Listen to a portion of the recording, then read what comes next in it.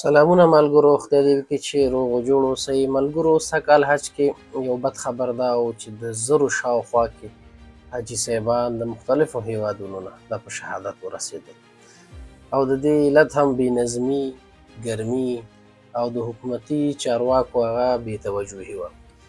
سعودي عربستان د عمرې نه او د حج نه میلیاردونو ډالر هر کال ګټي، میلیاردونه. دا اوس 14 لکه حاجیان ورغلي، د هر یو حاجي نه به دوی څومره پیسې اخیستې، څومره مصارف. دوی هلته سوداګانې کوي، دلته په هوټلونو کې پاتې کېږي، دوی ځان سره هغې ځای نه توفۍ او ډالۍ اخلي راوړي د هر یو حاجي.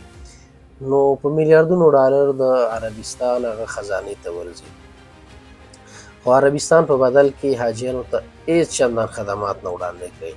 تاسو به وایئ چې والا نه دا دی او هغه دی. نه وروره، څومره پیسې چې ګټي د هغې په 4مه برخه خدمات نشي وړاندې کولی. ګوره، ته 14 لکه حاجیان راغواړې، خو مه راغواړه که نه، خیر دی بل کال به یې وکړي چې ځای ورته نه لري. نو وژلو ته خو یې مه راغواړه که نه. نه سوری شته دی، دا وګورئ، نه کوم ونې بوټی شته دی او نه یخې اوبه شته دی. د خلکو مړي په سړکونو پراته دي. ویډیو کې وګورئ، دا مړي پراته دي، شاوخوا مړي پراته دي، څوک یې د اوچتولو نشته، نه امبولانس شته، نه ټکسي شته، نه بس شته دی. دا مړی دی، دا ګوره مړي پراته دي، دا ګوره دا مړه شوي دي، د ګرمۍ نه مړه شوي دي. او په میلیاردونو ډالر ګټئ. ای عربانو، الله هم تباه او برباد که، الله هم تباه او برباد که. خدای دې وکړي چې افغانان نه پکې څوک نه مړه شوي، خو که ډېر زیات پکې مصریان مړه شوي دي. خو که مصریان دي که هر څوک دي، مسلمانان دي، موږ پرې دردېږو. نو زه یم چې ته داسې میلیاردونه ډالر ګټې، خو راواخله نیمایي خو په دې حاجیانو باندې بېرته ولګوه، دې ته خو خدمات وړاندې کړه که نه.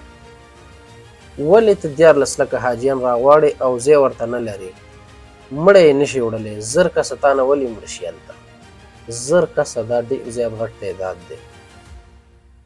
نو خیر دی، لږ راغواړه، 15 لکه راغواړه 14 لکو په ځای، خو چې هغې په سهولت کې عبادت وکړي، هغې پکې مړه نه شي، د هغې پکې ژوند ضایع نه شي. نو سړی خفه شي که نه. ډېر ظالمان دي د عربان. عجمو ته خاص هم د غلامانو په نظر ګوري، بلکل د انسانانو په نظر ورته نه ګوري. هغه حاجي چې تا ته راځي، هغه خو تا ته ګټه راوړي، تا ته پیسې راوړي، حد اقل د هغې قدر و عزت خو وکړه که نه. تاسو ته قدر و عزت دی چې مړي پراته دي، څوک یې مړي نشي کوي. کومه دی دلته انتظامیه کمه ده، دلته اطفایه کمه ده چې په خلکو یخې اوبه شیندلی وی، دلته امبولانس کمه دی، دلته ترافیک کمه دي، دلته ترانسپورت کمه دی، بس وچ سړک دی. زما والا دلته ګرمي وشوله، زه چې دې لمر ته ګورم، او دا مړي هم خرابېږي، څوک د مړي جګول هم نشته دی، پراته دي. نو خود الله دې دا ظالمان تباه کړي، الله دې دا ظالمان تباه کړي. بس زړه مې ډېر کوف کوي، خو بس څه ویلی نه شم ورته. بس خپلو خیراو کې یاد ساتئ.